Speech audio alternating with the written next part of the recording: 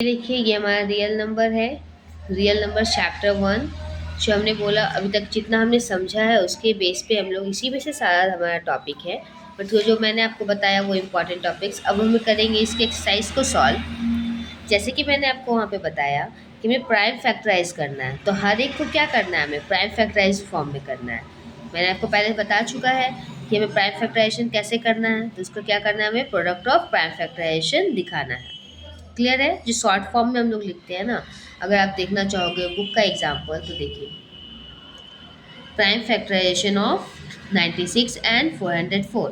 तो 96 का short form में हम प्राइम फैक्टराइज करके उसे पावर ऑफ के फॉर्म में लिखेंगे।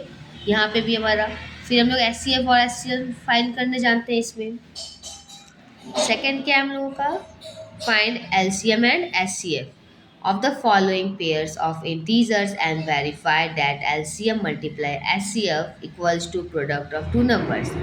दो नंबर दिए हुए हैं, आपको वेरीफाई करना है। हमारा जो फोर्थ पॉइंट था relation between LCM and HCF में, तो हमने क्या समझा था कि LCM multiply HCF equals to product of two numbers होते हैं। तो ये दोनों नंबर्स के पहले हमें क्या फाइंड करना है, एलसीएम एंड एचसीएफ। उसके बाद फिर इसे डालकर वेरीफाई कर दिखाना है, ये भी हम लोग कर चुके हैं। Find the LCM and HCF of the following integers. Apply the prime factorization method। कौन से मेथड से हमें LCM और HCF बनाना है, प्राइम फैक्टराइजेशन मेथड। इस मेथड से पहले प्राइम फैक्टराइजेशन करना है, फिर इसके बाद बताना है यहाँ पे क्या होगा। जो हमारा कॉमन है, कॉमन में जो क्या है हमारा मिनिमम पावर जो होगा ना, सबसे कम पावर जो होगा वो हमारे पास क्या हो जाएगा, HCF हो जाएगा। और आप इसी में जो हाईएस्ट पावर होता है ना, मैक्सिमम पावर जो होगा कॉमन, वो मल्टीप्लाई बाकी के सारे बचे हुए नंबर, तो हमारा एचसीएफ होगा। या फिर आप दूसरे तरीके से भी एलसीएम निकाल सकते हैं। एचसीएफ में पता चल गया मिनिमम पावर, किसका मिनिमम पावर, कॉमन नंबर्स का मिनिमम पावर जो है वो हमारा क्या होगा, एचसीएफ होगा। उसके बाद फिर एलसीएम हम इस रिलेशनशिप से निकाल सकते हैं। अब यहाँ पर देखिए हमारा क्या है, नेक्स्ट क्वेश्चन है, गिवन दैट एचसीएफ दिया हुआ है, हमें एलसीएम निकालना है। तो दो हम रिलेशंस कर सकते हैं ना, टू नंबर्स का मल्टीप्लाई करके उसे एचसीएफ से डिवाइड देकर एलसीएम निकाल सकते हैं, ये भी हमने किया है। 6 to the power n can end with the digit 0। आपको ये चेक करना है कि उसका 0 आ रहा है या नहीं। तो ये भी हमने थ्योरम देखा है कि कैसे करेंगे। मान लेंगे कि पहले वो एक नेचुरल नंबर है, उसके बाद करेंगे प्रोसेस। अब देखिए एक्सप्लेन वाई।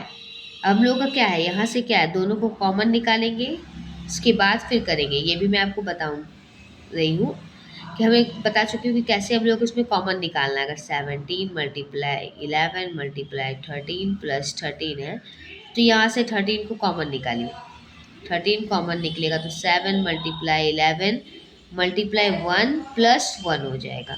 अब यहाँ पे क्या हो जाएगा, क्या करा हमने यहाँ पे 13 कॉमन निकाला, और इसमें 13 कॉमन निकाला तो हमें क्या बचा है, 77 प्लस 1 होगा इक्वल्स टू फिर 30 मल्टीप्लाई 78, और इसके फिर इसको मल्टीप्लाई करेंगे। क्लियर है? आई होप कि आपका ये एक्सरसाइज में कोई प्रॉब्लम नहीं हुआ होगा। अभी तक हमने जितना पढ़ा उसमें ये हमारा था एक्सरसाइज, एनसीईआरटी में इतना ही है। अगर आपको प्रैक्टिस करना है और भी ज़्यादा अच्छे नंबर से, तो आप फॉलो कीजिए आर.एस. अग्रवाल को। आर.एस. अग्रवाल में क्वेश्चन कंटेंट बहुत ज़्यादा होता है। आगे है हमारा इरेशनल नंबर। इरेशनल नंबर एक अलग वीडियो में आएगा आपका। इरेशनल नंबर हम लोग पढ़ेंगे कि कैसे हमें उसे करना है।